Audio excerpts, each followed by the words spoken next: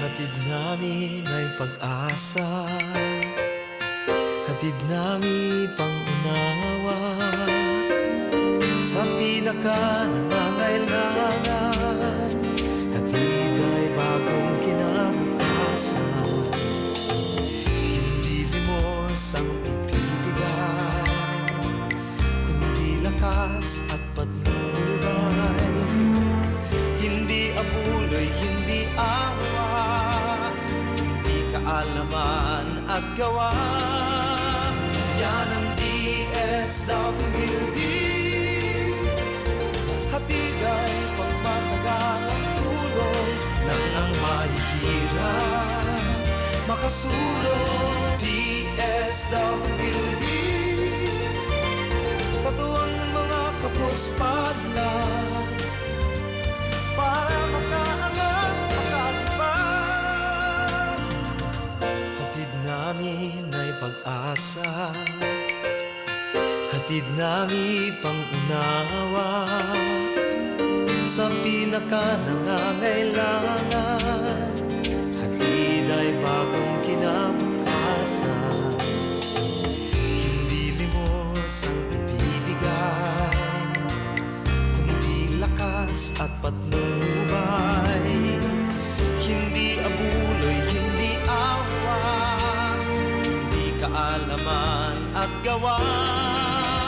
Yan ang DSWD. Hatid ay pangmatagalang tulong ng ang mahihirap makasulong. DSWD, katuwang ng mga kapos-padlan para makaangat, makalipad. Yan ang DSWD. Hatid ay pangmatagalang tulong ng ang mahihirap makasulong. DSWD, katuwang ng mga kapos-padlan para makaangat, makalipad. Sige po, sa pangaran giraray kan sa tuyang mga pag-iriba sa Department of Social Welfare Development Office number 5, Region 5, inipresentar giraray sa Indo kan DSWD ang programang DSWD 5. Kada Martes po yan alas 10 sundo alas 11 nudto tanganing maaraman ta. Anman lain-lain na programa asin iba pang mga kasimbagan sa kahaputan in relasyon sa saindang mga proyektos asin mga pinag-implementar naman lain-lain na aspeto kan trabaho kan saindang opisina. So pwede ka mo tabi na magpartisipar asin magdangog. Siyempre taigo po ning pabuenas taod-taod ang hindi makikinig mamamatay. Hindi naman na natabi. Sige, 1 hour po yan ha, may pabuenas man and siyempre kasarabay taan gabos na pag-iriba man. Sa technical control si Bonjing Tanay, sa IT si Mark Sian Madrid. Siyempre, yaon niya sa newsroom, sa muya pong news manager, si News Manager Mardela, ako po si P. Fernandez. And this time, ibabalik ta na, ito turn over ta na kay Madam Jimeline Herobin. Madam Jimeline, welcome back sa programa. Happy New Year. Thank you po. Happy New Year. Yan. So, nice having you, Girara, yan, no, sa programa po, kan Opo, DSWD. pangalawang beses. Yeah, oho. Yan. And sige, I'll give you the time na, the opportunity, makapag-greet, makapag-invite, and everything else, may pabuenas kita. Ano? Sige, Madam Jimeline, go ahead po. Apo, so magandang umaga po. Ako po si Jimeline Herubin. Makakasama niyo po kami sa loob ng 1 oras na punong-puno ng impormasyon dito lamang sa programang DSWD 5. Magandang umaga din, syempre, sa lahat ng nanonood sa ating Facebook live streaming sa DZGB News Online at sa DSWD Region 5 Facebook page. So yun, tama si Sir kanina, meron tayong papremyo mamaya na pagkatapos ng programa. So kailangan po ay manatili kayong nakikinig o kaya ay nanonood sa ating programa para kayo ay manalo ng 100 peso load. Yeah, sanggatos, 100 pesos load. Oho. It will go a long, long way. 1 week na yan, di ba? Oo, last time po pang Christmas, ngayon pang New Year naman. Opo, Smart and Globe, ano? Smart and Globe, di ba? Oho, kahit ano po ang network na gamit ninyo, pwede pong sumali. So, paano sila manalo? So ngayon po, mamaya pagkatapos ng ating pakikipag-usap sa ating guest ngayong umaga, nakasama natin, magbibigay kami ng isang tanong. So paunahan po kayo sa pag-text ng inyong sagot sa numerong 0917-322-9526, kasama syempre ang inyong pangalan at address at syempre yung tamang sagot po. Uulitin ko po, isend ang inyong sagot sa numerong 0917-322-9526. 0917-322-9526. 9526. Yan. Yes po. Anong format tabi, Madam Jimilyn? I-text niyo po sa amin yung inyong pangalan, address, at saka yung tamang sagot sa tanong. Opo. Then, paano nila malalaman yung yung tanong? Paano nila malalaman Yung tanong ho natin ay manggagaling din dito sa usapan natin ngayong umaga. Madali lang ho yung tanong. Walang math na mangyayari. ngayong umaga. Wala hong math. Walang computation ng tangent, cotangent. Wala hong ganun. Kasi may hirapan din ho tayo. So doon tayo sa mabilis lang. DSWD, tulong agad, walang pahirapan. Tulong! 100 Tama pesos po. loan sa magkakuha ng tamang sagot. Diba? Oho. And yung tanong, mamaya na. Para manginig sila. Makinig sila. Makinig. Sabi sa atin ng isang text, mamatay talaga si Sir Pio. Sabi ko yung joke ko, ang hindi makikinig, mamamatay. Ang hindi makikinig, walang load. Walang load. Yan. Sige. So, magdangog tabi ha. Ninmarhay. Primero, suhapot, ipapaluwas ni Madam Jimilyn bago magtapos ang programa and susimbag makukuha duman sa pag-urulayan na tema. Ano? Yes. Sige na. Yung mga may babatiin ka ba online yung camera mo? Sige na. Siyempre po, magandang umaga sa ating mga kapwa-empleyado ng DSWD sa lahat po ng probinsya at sa mga nasa regional office po ngayon sa Rawis at saka sa Buraguis. Siyempre magandang umaga din sa ating mga kliyente. Yan, oho. And so mga nag-antabay man sa radyo, AM band, naturalmente, primero sa AM band, sa Bilog na Bicol, region-wide po kita. Madam Jimilyn, the microphone is all yours. Go ahead, tabi. So ngayong umaga po, meron tayong magandang kasama. Naniniwala ka ba, sir? Pulang-pula eh. Pulang-pula. Oo, sabi niya nga, pagpasok niya kanina sa office, sabi ko, wow, si ma'am, advance na ang New Year. You better believe it or else. Sabi niya, machiche ba? Sige pa. So yun po, ngayong umaga, kasama natin ang nag-iisa, ang napakaganda, ang Division Chief po ng Disaster Response Management Division o DRMD na si Ma'am Marites Quismorio. Good morning, ma'am. Morning po. Ma'am, meron ka bang gustong batiin muna? Binabati ko po, siyempre, unang-una, ang aming director, si Director Arnel Garcia, ang aming Assistant Regional Director, Arwin Razo, ang aming Assistant Regional Director for Admin si Miss Lorna Ribanal. And then yung aking mga kaopisina sa DRMD, yung mga kaopisina namin sa division, and iba pang mga division, at yung mga nakikinig po sa iba-ibang mga munisipyo dito sa Bicol Region. Yeah. At aming mga partner agencies. Opo. Tunay nga napakaganda ni Madam Tess na Quismorio. Pag hindi ka maniwala, disaster ang abutin nyo. Correct. Siya ang chief ng disaster ng DSWD. Okay, so meron pa. Pero nung mga ka-office mates mo, yung publiko, invite mo naman. Kung meron ka pang gusto batiin, Madam Tess, Sana the po, microphone is all yours. aside po yung mga national agencies, siyempre sa local government units, particularly yung mga sa ating mga barangay, kung sana po makinig kayo sa aming radio program ngayon para naman maunawaan nyo kung ano po ang binibigay, anong programa ng DSWD in line with disaster response management. Ayun. So before we go on, Madam Jimilyn, balikan na si Madam Jimilyn, pakiulit ng number para mas maraming makaalam ng number and makapag-participate sila within the program and doon sa test quiz natin. Go ahead po. Sige po. Uulitin ko po, ang sagot po sa ating tanong mamaya ay isasend nyo po sa numerong 0917-322-9526 kasama ng inyong pangalan at address. Siyempre, pangatlo yung sagot. Yeah. So here we go now, Madam Jimilyn. Go ahead now. So, yun po. Unang tumama po sa isla ng Catanduanes ang Super Typhoon Rolly noong November 1, 2020. At base po sa Philippine Disaster Risk Reduction and Management Act noong 2010, ang DSWD ay may mandato na magresponde sa mga biktima ng kalamidad sa pamamagitan po ng pagbibigay ng serbisyo at mga programa na makatutulong sa pag-recover ng mga naapektuhan ng kalamidad. So ngayon pong umaga, pag-uusapan natin ang mga updates po sa disaster response na ginagawa na ng ahensya. Kaya syempre, nandito si Ma'am Tex para ipaliwanag sa atin kung ano na ba yung mga aktibidad, ano na yung mga nagawa natin para makapag-responde po tayo sa ating mga naging mga survivors ng mga nagdaang kalamidad. So yun po, simulan na natin. Mapunta po tayo sa unang katanungan natin, Ma'am Tex. Ano po ba ang tungkulin ng DSWD sa panahon po ng kalamidad? So ang tungkulin po ng DSWD, kahit hindi pa during kalamidad, kami po ay nagbibigay ng mga informasyon, advocacy campaign sa paghahanda ng mga tao sa barangay, sa munisipyo at sa iba pang mga lugar.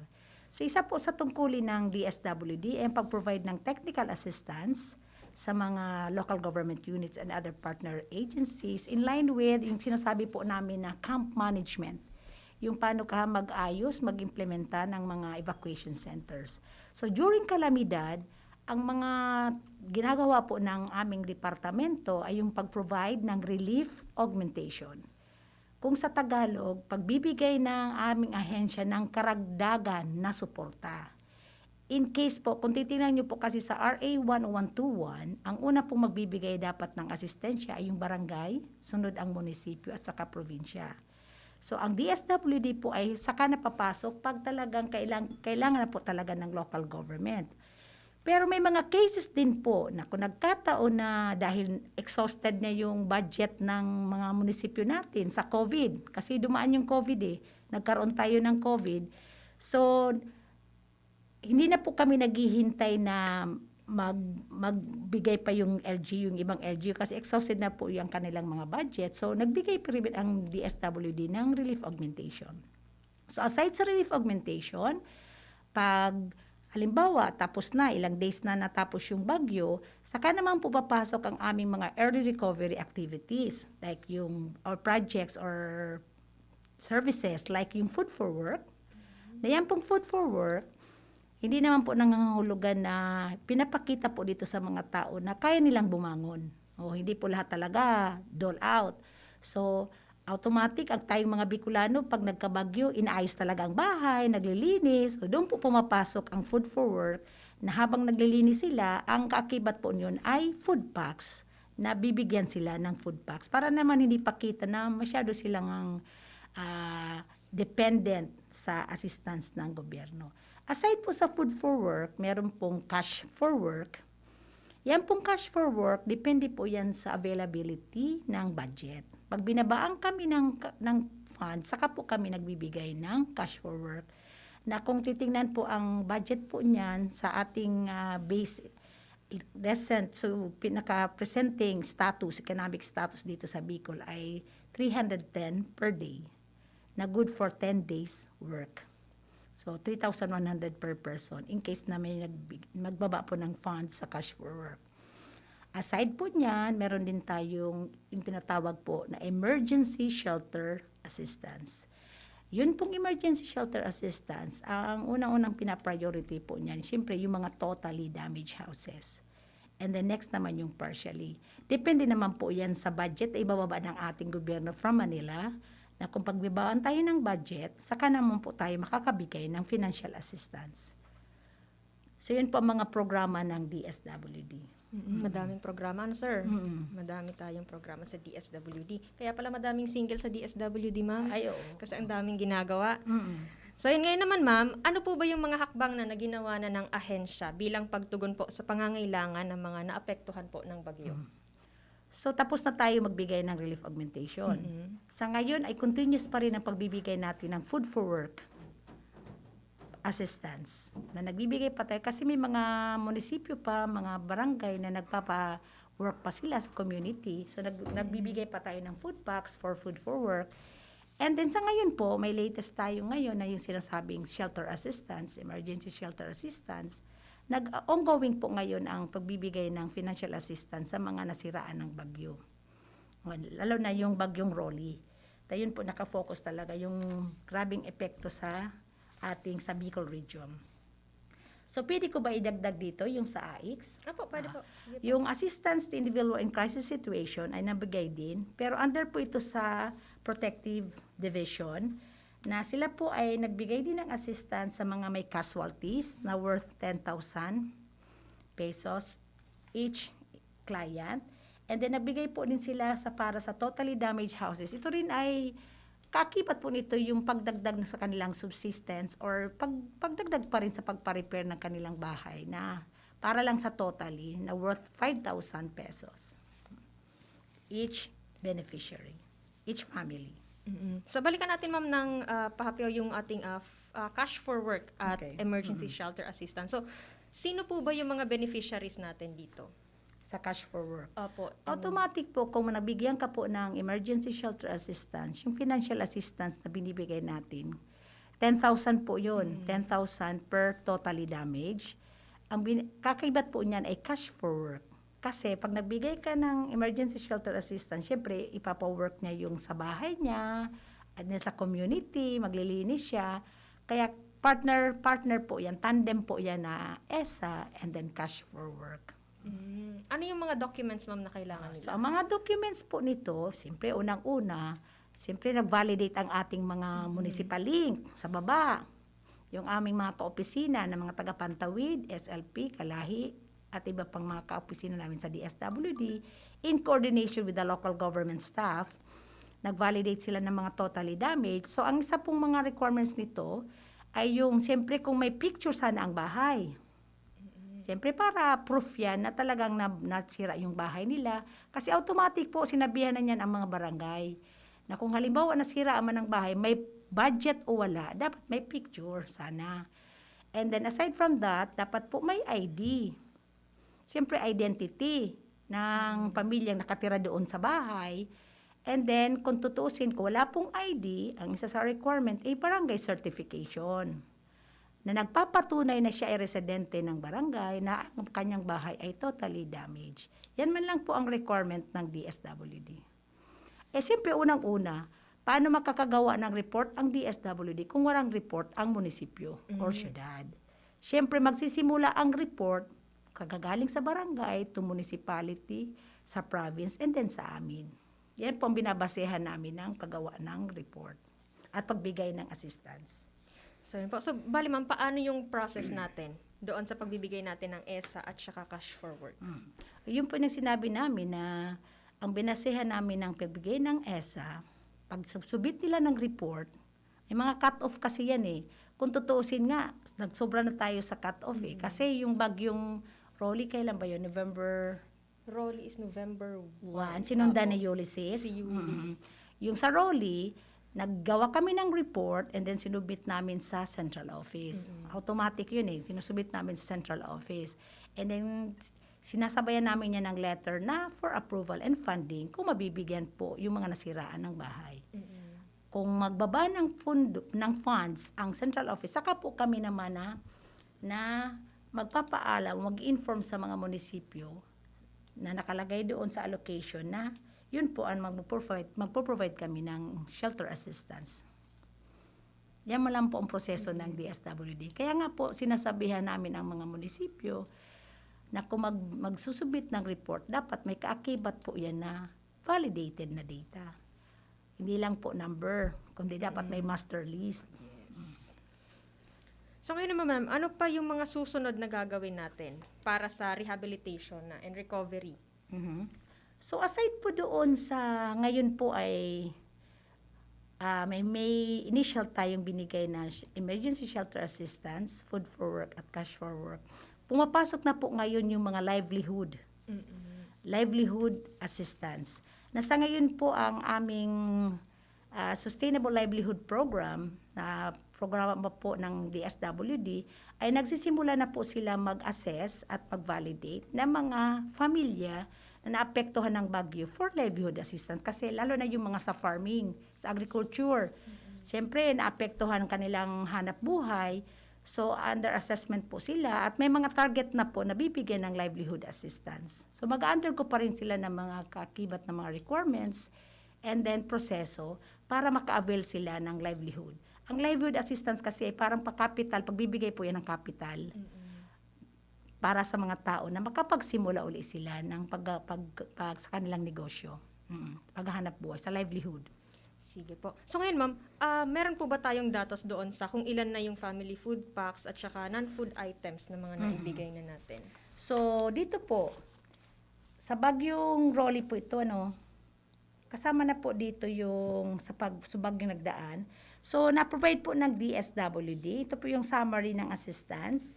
Nakapagbigay na po ang DSWD ng 244,763 family food packs amounting to 106,493,586.93 pesos. So, sa non-food items naman, ang non-food items po ay ito po yung hygiene kit, family kit, sleeping kit, na binibigay po ng DSWD, lalong-lalo na yung may mga evacuees nasa inside evacuation center. So, ito po ay nakapagbigay ng 32,000 non-food items na worth 32,284,466.23. So, dito naman sa cash for work, yung sinabi ko po kanina, na may ESA, may cash for work, ito po ay naka-avail nito ang 3,824 beneficiaries. Yung nabigyan pa po pala ng cash for work ay yung sa mga munisipyo ng Albay at saka 5 municipalities sa Catanduanes. Ito po ay nag-total ng 3,824 beneficiaries worth 11,854,400. So, ang cash for work po, kung 310 per day, good for 10 days, nag-amount po ito ng 3,100 pesos for 10 days. So, sa ESA naman, siyempre magtataka kayo bakit mas mataas yung ESA. Kasi po, yung binabang funds sa amin na cash for work ay hindi po nagsapat doon sa 3,100. Pero nag-request na po kami sa central office for additional funding para mabigyan din yung dalawang munisipyo na hindi naka-avail ng cash for work. Yung sa ESA, nakabigay na po kami sa 6,498 beneficiaries worth 62,090,000. So, dito po sa AIX, yung AIX po yung Assistance to Individual in Crisis Situation, may nabigyan na pong 13 beneficiaries. Meron pa po itong, magdadagdag pa po ito kasi ito yung latest na December yung latest po nito, before mag-Christmas. So, 13 beneficiaries po ang nabigyan under AIX. Ito po yung may mga casualties, yung may mga namatayan. Oo. So, ito po ay nag-amount ng 130,000 pesos. Pag casualty po, ang binibigay po ng AIX ay 10,000 pesos. So, sa damage houses naman na binigyan ng AIX, ito po ay worth 5,000 pesos na nabigyan na po ay 4,799 beneficiaries, amounting to 23,968,000. So, lahat-lahat po, kung ito total natin, under disaster, 212,072,453.16 plus yung AX na 24,098,000. Ang nabigay na po sa kalahatan na asistensya ng aming departamento, ng aming ahensya ay worth 236,820,453.16 pesos po. Malaking-laki na. Ano, ma'am?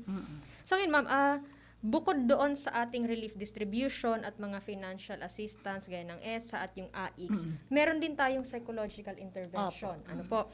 So, para saan ho ba itong psychological intervention at para kanino siya? Usually po kasi yung sinasabi natin na psychological first aid, kahit sino po ay pwedeng gumawa niyan. Yung lalo-lalo sa mga munisipyo. Siyempre pag nagbagyo, nandoon yung presensya nila. Part po yan ng psychological first aid. Yung kinondak po ng DSW, yung psychosocial processing, intervention, ito po yung nag-contact po sila doon sa may mga na-injured, yung mga may namatayan, yung grabing experience sa pagdaan ng Bagyong Rolly at Ulysses, na nagkaroon po sila ng mga sessions, so ventilation of feelings, yung usap-usap lang, mag-share ka ng yung mga karanasan, and then yung mga bata naman, ay binigyan nila ng mga activities like games, storytelling, drawing. Yan po ang mga activities under ng psychosocial intervention. Para naman yung mga tao ay hindi lang maging makamove on sila at hindi sila dumaan pa, umabot sila yung tinatawag natin na post-traumatic stress disorder. So habang nag-uusap kasi, alam mo naman tayong mga Bicolano pag may kausap ka, automatic nakakadagdag po yan sa iyong kaginhawaan sa pag-iisip at saka sa pang-araw-araw na gagawin mo. At least mayroong sa iyo nagsusupport, nagdadamay, nakikinig sa iyong mga hinaing. So, yun po yan ang purpose ng psychosocial intervention. Ma'am. So, syempre, ikaw may bagong-bagong division chief, di ba? Oo. At buena mano mo ito at magkakasabay na COVID, tapos nagkinta Kinta. habang may COVID, nag-rolly, tapos after ilang Ulysses. days, Ulysses naman. Kumusta ka? So far po, dati na po talaga po ako sa disaster. Since nagi po ako diyan, ako naka-assign sa protective. Parte na siguro ng buhay ko ang kalamidad. Pero hindi po ito makakaya ko kung wala po ang aking mga ka-office. Sa amin po kasi sa DSWD, lahat po ng mga division, pag may kalamidad, ay nagtutulong-tulong para makapagbigay ng serbisyo sa ating mga mamamayan. So, yun. And then, syempre, of course, pasalamat din tayo kasi ang ating mga munisipyo, ang ating mga probinsya ay very supportive naman. Lalong-lalo na kung tayo ay magbibigay ng assistance o meron tayong i-coordinate sa kanila, madalian man po na tumutugon sila sa ating mga kahilingan. So, yun po, sinasabi natin na partnership sa ating mga ka-opisina at sa iba pang mga ahensya. Sige po. So ngayon, ano natin ma'am, no? Ongoing pa yung payout natin sa Catanduanes, tama po opo. ba? Ilang munisipyo pa po doon, ma'am? Bali, mga 40 munisipyo ang binabayaran nila. Oo. So, dito po sa Catanduanes, ang binigyan na po ng ESA yung... Teka muna po ha, tingnan ko dito, tapasiguro ako. Ito po, ang nabigyan na po sa Catanduanes ay siyempre yung Paras, Bato, San Andres, San Miguel, and Virac. Kasi yung unang-unang munisipyong nabigyan sa Catanduanes ay yung Virac. Tapos babalik sina na Ardo, ang binayaran nila ay San Miguel and San Andres. And then sa ngayon po, yung Paras, Bato, and then yung mga balanse pa na hindi pa nakaklaim, yun po ang binalikan pa na ng aming Assistant Regional Director at ang team niya. So, sa Albay naman po, ay ngayon po ay nagpe-payout sa Ligao City. And then yung pagbibigay din ng, tapos na po yung Tabaco, Tiwi, Uwas, Malinaw, and Ginubatan. Kaya po gano'n na madaming schedule kasi by batch na, ano ma'am? By batch na po, opo, oo. Kasi syempre, kino-consider din natin yung ating minimum health standards dahil sa COVID. Ano ma'am? Opo, oo. Tapos, ang nagbibigay po ng financial assistance ang ating mga kaopisina. Sila mismo ang Special Disbursing Officer. So, talaga po, grabe talaga po ang pag-iingat ng pagbibigay ng assistance. Kasi dapat may mga dokumento po itong isusubmit sa pag-liquidate. Kasi sa COA po, sir. So, talaga po na grabe talaga ang pagproseso ng pagbigay ng asistensya. Yan. Opo, sige. Before we move on sa iba pang mga temas, pagpadagos kan mga storya sa DSWD 5, time check muna tayo. It's 10:32. An oras hatod sa Indokang Neurobion. Neurobion, helping true heroes by nourishing nerves. Vitamins B1, B6, B12 is the generic name of Neurobion. If symptoms persist, consult your doctor. Surf Powder. New Surf Powder with active clean. Mas pinagaling magpaputi, magtanggal kulob, at mas pinabango pa. Singgaling ng mamahaling panlaba pero di mamahalin. Now with 50% more pa mega laki, mega galing, mega wise. 5 pesos and 50 centavos SRP pa rin. Enervon C Tablet. Enervon C Tablet. Multivitamins Enervon. Pag may more immunity, mas happy. Ma'am, konting tulong po Para saan yan, iho? Mukhang walang permit ito ah. para po sa mga biktima. Biktima ng? Nagsusulisit na po kami para kapag bumagyo po, ready na. Iho, dapat may permit ka muna mula sa DSWD para sa public solicitation. May permit po pala dapat? Oo, iho. At hindi bawal humingi ng tulong. Pero mahalagang sa simula pa lang ay sumusunod na tayo sa tamang proseso. Ito ang responsableng pagtulong.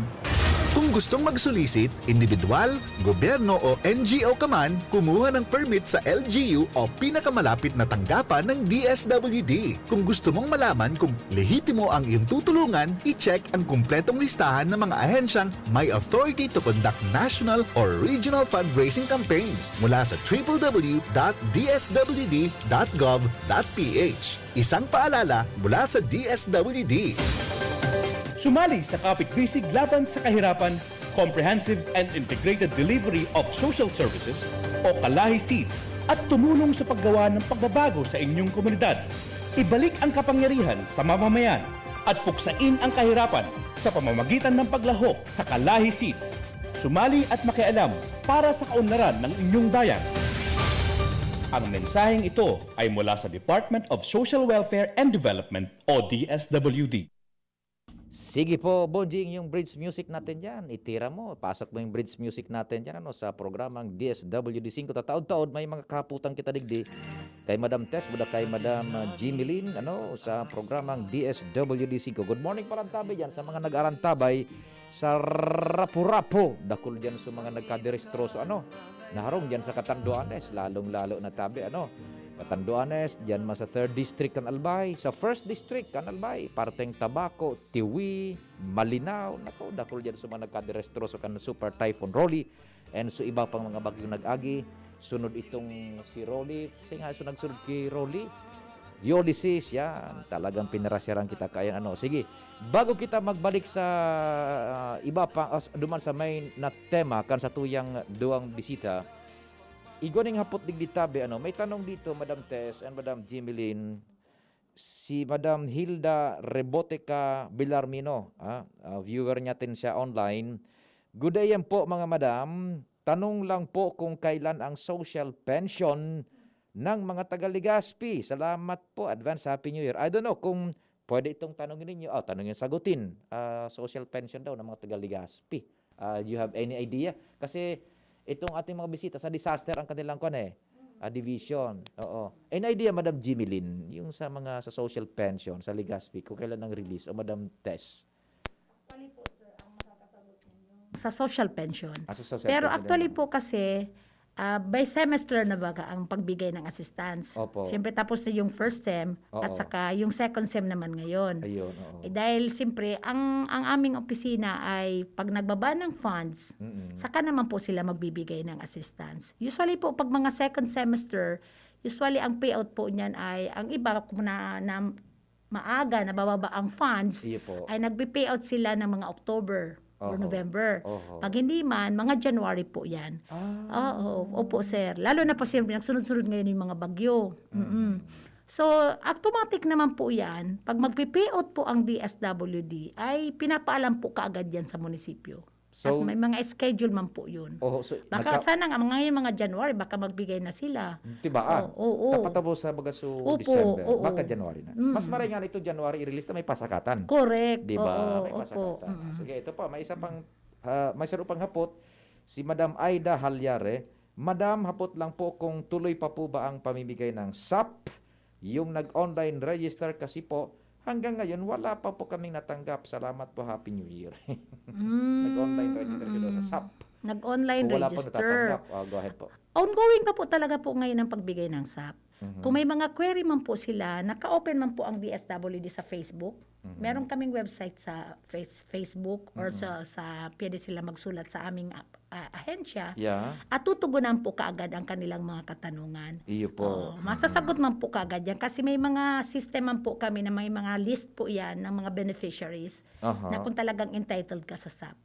Okay. Opo. Igo pang hapot digdi Good morning po. May I know po kung nakakuha na po sila. Then if hindi pa po, may I know po kung saan na lang pwede namin dalhin yung ano ba to? Ano yan, sir? Ano po nakakuha ng ano po? Baka iba to siguro. Marami kasi kami asistensyang binibigay. Baka hindi to sa kuan, baka miss-send ito. Sige po. Bueno, bago ko i-turn over kay Madam Jimilyn, yung sa mga last week, meron tayong clarify. I don't know kung sino yung guest natin nun sa DSWD. yung sa Tisoy. Okay. Sige po. Ganito po. Inuulad kami niya ng katanungan. Tisoy. Nako.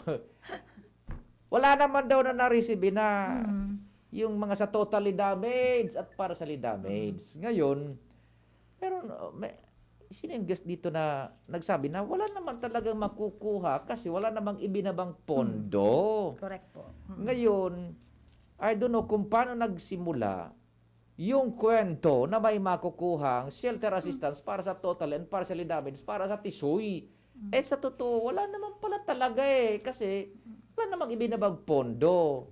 Yung ginawa ng DSWD region, nag-request sa gobyerno nasyonal, walang naibaba. Madam Tess, any clarification on the matter po? Totoo po yan, sir. Actually po, gusto ko lang ipaalam sa mga nakikinig, sa ating mga taga-barangay, munisipyo na actually po ang DSWD, kahit walang ibabang budget, walang ibabang funding, automatic po yan nagva-validate po talaga ang DSWD, ang aming mga kaopisina, para makita kung talaga po ang inyong bahay ay totally. And then may kaakibat po yan na master list. Ito po yun, nag-request po kami sa central office.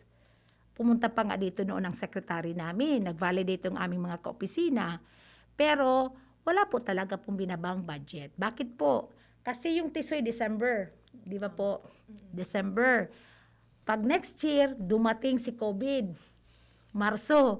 Di siyempre, ang priority siyempre ng ating gobyerno, yung health ng mga tao, yung sa COVID.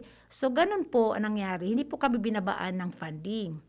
May alam po kami nagbibigay ng asistensya para sa Tisoy. Ang alam po namin yung National Housing, yung NHA. Meron po silang binibigay na assistance, pero hindi po yun karamihan. Hindi po 100% ng na-totally. May limit lang po silang pabibigay. Ang NHA po, sir, nagbigay din sila ng assistance. Pero, ibang ehensya po yon. Pero sa part po ng DSWD, wala po talagang binigay. Wala. Ang binigay lang po namin panahon ng Tisoy, yung relief augmentation. Oo. Hindi ko malaman kung bakit saan yung nag-umpisa ang Kasi po, gulo-gulo sir, nila. ang isang reaction ng mga barangay, lalo na kung may mag-i-interview na, kasi nag-ikot noon talaga ang aming mga kaopisina, Yes. na nag-check ng mga bahay, tinanong kung anong nasira, tapos chinek kung totally o partially. Ang nasa isip kaagad ng mga tao ay may asistensya. So yun po ang sinasabi namin, yan po, parte po yan na ina-advocate na Miss Jim, na kahit walang budget, isa po yan sa paraan para maayos natin ang ating mga datos, lalong-lalo na sa barangay. Opo. Hindi po nangunghulugan na magbibigay ka agad ng pinansyal. Kasi Yun. magbabase rin kami sa pagbaba ng pundo galing sa Maynila. So almost 1 year kami no na Opo. tinatanong ng Totoo Tisoy talaga ngayon po yun, sir. Oo. Wala naman talaga. Oo. Nag-request talaga kami, sir, niyan. Pero walang binaba sa amin Walang na ibinabang funding. fondo. Opo. So the story ends there. No mag-request kayo, walang ibinaba. Opo. Yung national government. May nagbigay, pero hindi galing sa DSWD. Oo. Galing yun sa National Housing Opo. Authority. Sa kanila man po na funding. Ayun, opo. Pero limited lang po yun, sir. Hindi man Limited lahat lang. po ang total. Kanila yun na criteria yan Opo. May sinunod. criteria din sila. Hindi po sa DSWD. Opo. Now, diyan sa pagdetermine ng partial at total damage, partially at totally damage, I should say, meron ba kayong, sa bagay, in plain view, makikita mo kung totally damage. Opo. Kung partial damage, halimbawa na naalis lang isang jealousy, pwede ba yun?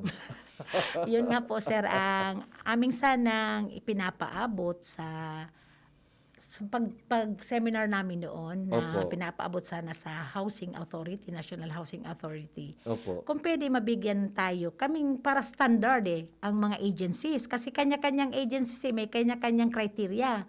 Pero po sa DSWD, ang aming criteria sa totally ay hindi na talaga pwedeng tirhan na bahay. Oo. Ang partially po, may na titira pang mga dingding, bubong. Kahit po buong bungbong wala, basta meron ka pang dingding, nakakabitan ng walling, partially pa po yun. Halimbawa, 4 lang na yero na wala. Partially na po yun, sir. Wala pa kasi sir tayong parameter ng kung ilang percentage. Yun nga ang sinasabi Kung titingnan natin, talaga, oo. sir, Oo. kung titingnan talaga kahit isang bintana lang, dapat hindi muna siguro yung partially. Pero siyempre, wala tayong parameter. Oo. Sinasama po yun sa partially kasi diyan po ang grabing reklamo. Doon na nagkakapatayan. Yes, nag-aaway-away. Nag-aaway doon sa partially damage. Dapat, sir, titingnan mo, para rin ang assistance yan eh. Kaya Yung nga. isang dingding, yung maraming dingding na nawala, pare sila, May 5,000. damage. Para Oo. sila may damage. At parehong amount ang marireceive. And ganito pa, pag halimbawa, yung may nagbigay na isang grupo, pribado, iba yung parameter, mas marami yung naibigay nyo kaysa sa DSWD. Ba't nga sa kanila marami sa hindi? Yun, Thinking oo. na baka parehong DSWD nagbigay, Yun hindi naman nga, pala. oo. So it's nice na siguro makag-set talaga ng parameters, Correct po. ipaintindi yun, ito ang amin lang nabibigyan. Pag ganito ang damage, ganito lang ibibigay. And may naalala ko, Ma'am Tess and Ma'am Jimilyn, si Congressman Alfredo Pido Garbin Jr. nung ako Bicol, parang may proposal na ang sistema, ano kaya kung para wag na masyado mag-away-away sa pera, yung DSWD na lang ang bumili ng materials, then yan na. Materials yung ibibigay, ipapadownload sa mga barangay, materials yung ibibigay dun sa mga nasiraan. Ano bang nasira sa inyo dyan? I-itemize, yun ang ibibigay. Depende naman sa amount ng damage. Para wala na masyadong kwan, di ba? Wala masyado. Kasi yung maibibigay, kung ano talaga yung sira, yun ang ibibigay sa'yo na tulong. Kung yung iba naman pera na maibibigay ko, doon na magkakatalo-talo eh. Di ba? O, ba't ang daming relief nun sa amin konti? Pwede ba yun? Kwan, sir eh. Hindi pa kami niyang gumawa. Sa totoo lang. Oo. Kasi po, dadaan yan sa procurement Kaya process. nga, oo. Oh, Tapos, ang pag-inventory naman yan. yes, oo. Alam niyo naman po, sir, hindi man maraming empleyado sa DSWD. Kung tutuusin, ang engineer namin, iilan lang. Siyempre, mag-inventory ka. Anong materials ba ang nawala? Oo. Tapos, idadaan yan sa procurement. Yan naman, mas lalo po yan na grabe, complicated po. Pwede po yan siguro gawin ng LGU. Well, it's in a way, Opo. idea yun na nagka-crop up na eh. Na para, kasi, at saka, hindi naman yung basta-basta pwedeng ipapasunod. Meron tayong sinusunod na lay sa Correct pagkuhan. po. Kaya sabi nga, pag-aralan namin oo. yan. Yun, ideya lang naman yun eh. Opo. Kasi para uniform, gaya ng mga ginagawa ng mga pribadong nag-donate, yero kailangan mo ilan, yero ibibigay namin. Ganon.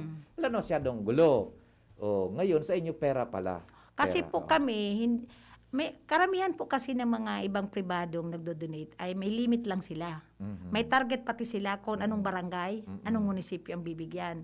Hindi po sa DSWD na pangkalahatan ng aming bibigyan ng yun assistance. talaga, oo. Kaya nga po itong na-mention kong ESA, nag-request naman kami sa central office, pangungunahan ko na, sir. Yes. Kasi marami nagtatanong bakit yung munisipyo namin wala. Oho. Talagang request po namin ito sa central office. So hopefully sana, mababaan pa rin kami tayo ng funds para mabigyan din yung ibang munisipyo na nasiraan ng bagyong Rolly. We zero in sa Catanduanes. Nagulpi doon. Oo. Sa scale na 1 to 10, ano na po, madam, ang naabot ng tanggapan ng departamento na natulungan yung mga totally damaged? Ano na ba? Ilan na ba ang scale natin? Sa 1 to 10, ilan ang inabot na natulungan natin doon na at least nabigyan na natin ng bubong, ng dingding? Ano ba?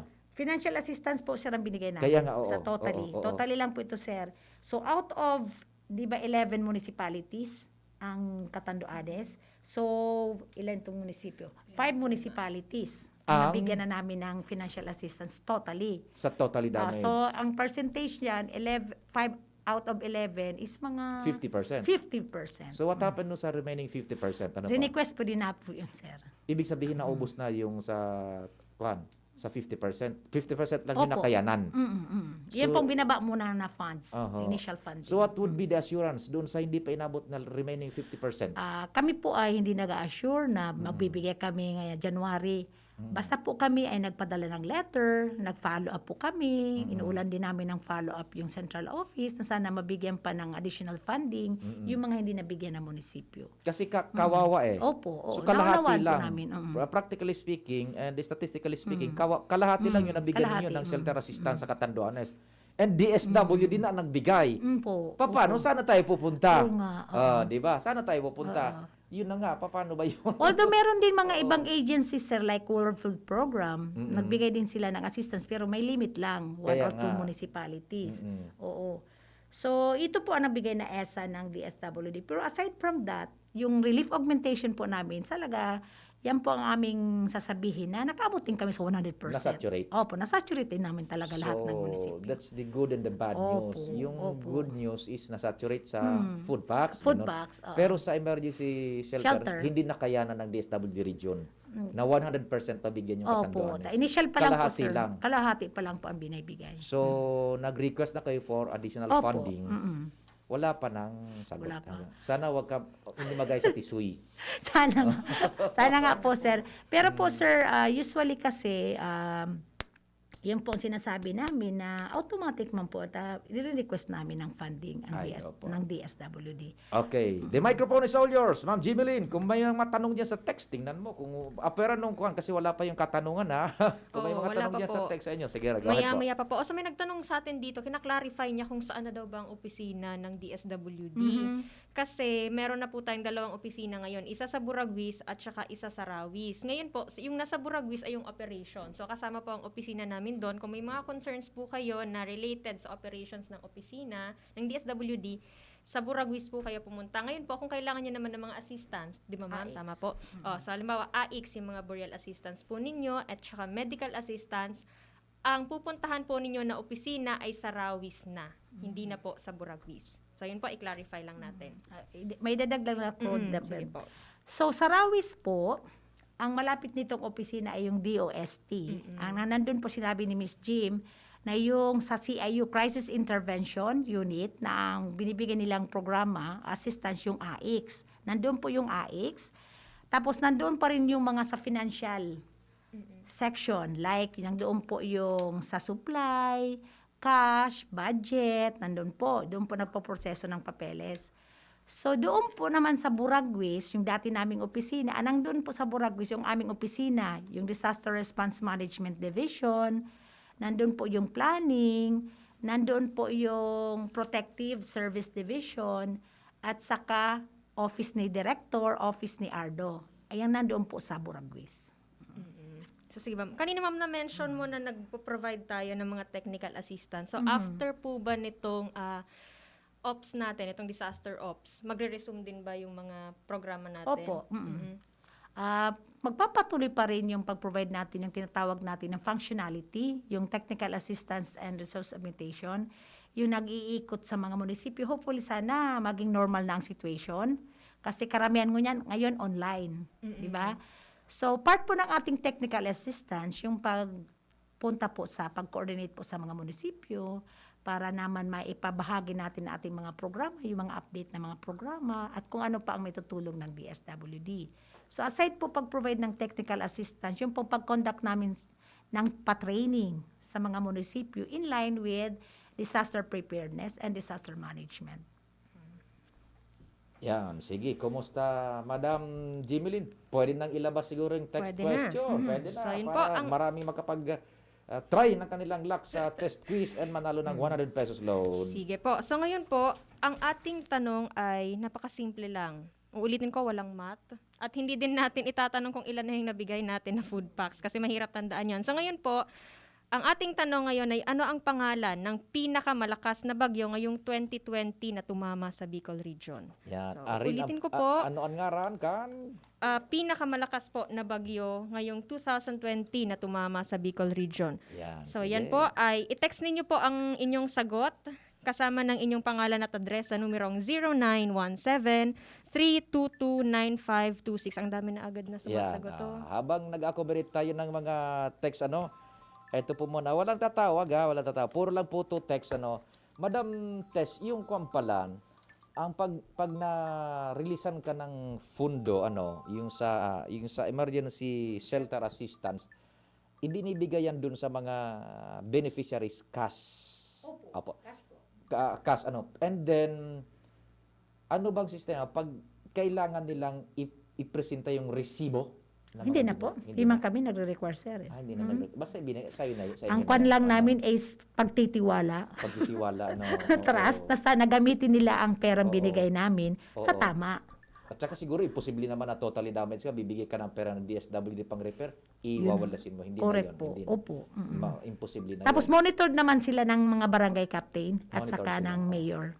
And yan, Ma'am Tess, na pagbibigay ninyo ng tulong, cash, sa mga totally damaged, Ano ba yan, ma'am?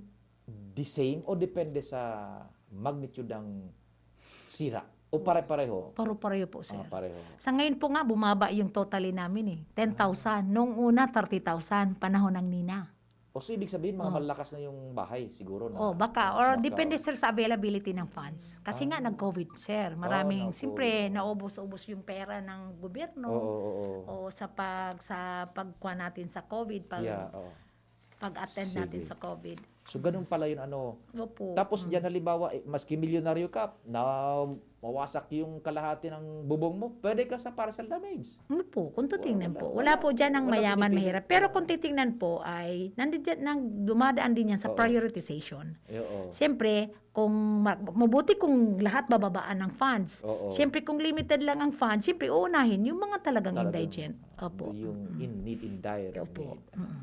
O di paano, Madam Jimilyn? Ano ba? Siyempre, meron na tayong text winner. Ang bilis niya mag-text. Siguro ito, prepared na yung pangalan niya tsaka yung address. Tapos Oo, i-insert sige. niya na lang yung sagot. Kasi yung sagot niya nasa last eh. Ah, So, sige. ang panalo po ngayong umaga ng 100 peso load ay si Ma'am Rona Giriba ng Kamalig Albay. Ba, So, Madam congratulations po. Meron ka ng 100 peso load na pang New Year. Yan, pang-greet mo oo. sa iyong mga minamahal sa buhay. Madam Rona Giriba, Kamalig. Opo, pakihintay na lang po yung load ninyo maya-maya po. Ibibigay namin sa inyo. Sige, parting message for a while, Madam Jimilyn, Madam Tess, go ahead. Sige po ma'am, kung meron ka ma'am nakaragdagang impormasyon po at mga paalala sa ating mga tagapanood at tagapakinig. Okay po. Sige po. So, gusto ko lang ipaalam po sa mga nakikinig na kung may mga katanungan po kayo sa kung ano man na programa o serbisyo ng DSWD, ang aming pong ahensya ay naka-open po sa Facebook. Meron po kaming sa Facebook, sa website, na kung ano pong gusto nyong ipabahaging katanungan ay kaalagad po ay tutugunan po yan ng aming department. So dito po, dahil po dinaanan tayo ng mga bagyo, ito na lang po naman ang aking gustong ipaabot sa mga LGU, lalo-lalo mga sa barangay, na pag ganito po na may kalamidad, ang pinaka-importante po talaga yung baseline data ninyo. Kasi yan po ang babasehan ng report, yan po ang babasehan ng kaukulang asistensya na kung ano man ibibigay ng ating gobyerno. So, sana po ay maayos natin ang ating mga data from barangay, munisipyo, and sen sa probinsya. So, dyan man lang po umiikot kasi ang pagbibigay natin ng asistensya. So, ang masasabi lang po ng aming departamento, salamat po, lalo-lalo na sa aming mga partner agencies at saka sa ating mga local government units na patuloy po na tayo ay magtulungan para mapaayos natin ang pagbibigay ng asistensya. Hindi naman po tayo nananalangin na palagi dapat may bagyo, kundi sana nga di na tayo daanan ng bagyo or kung dumaan man ay dapat maiwasan na ang mga damage sa mga bahay. So yun nga po talaga ang dapat iprograma ng ating munisipyo para hindi pa ulit-ulit na nagiging biktima ang ating mga mamamayan, mga pamilya, lalo-lalo yung nasa risk areas. Na sana po ay kung ano man ang proyekto ng inyong pamahalaan ay sundin po ng mga tao. Kung i-relocate kayo, magpa-relocate po para hindi na kayo pa ulit-ulit na pag dumaan naman ng bagyo, sira na naman ang bahay nyo at delikado pa. So yun na lang po ang masasabi namin. So palagi po tayong maghanda at maging mamatsyag at maging alert in case kahit wala pang bagyo ay dapat palagi tayong handa.